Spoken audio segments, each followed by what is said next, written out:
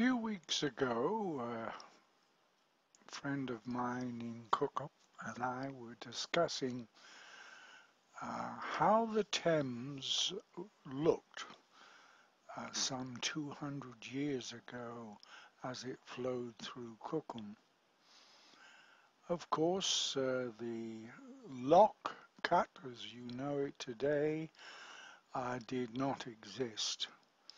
And of course the Thames flowed gently into a curve around Hedsor Wharf, and then along through Cliveden Reach, but it was fairly shallow. There was no water level control. In other words, there was no locks or weirs some 200 years ago.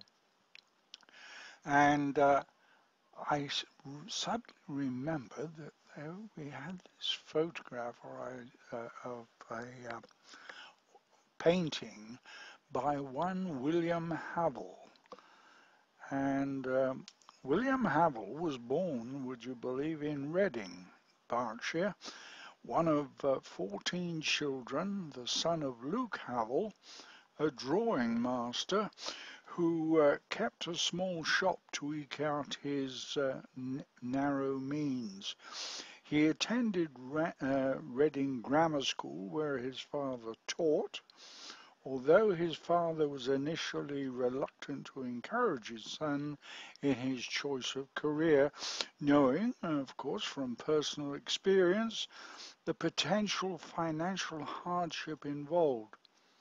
He was won over by William's obvious talent and funded a sketching trip to Wales, which proved to be invaluable training ground.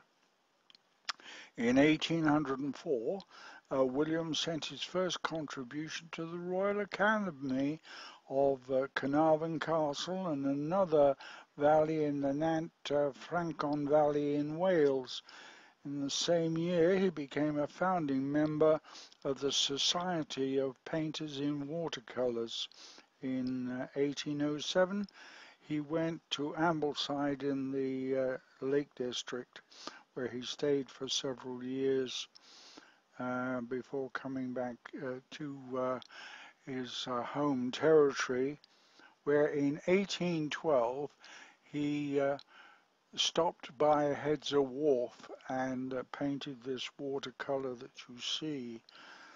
He also traveled worldwide, and I'm not going into great depth of what he did, but he spent a lot of time in India, where he made quite a bit of money, but in latter life the bank that he had his money invested with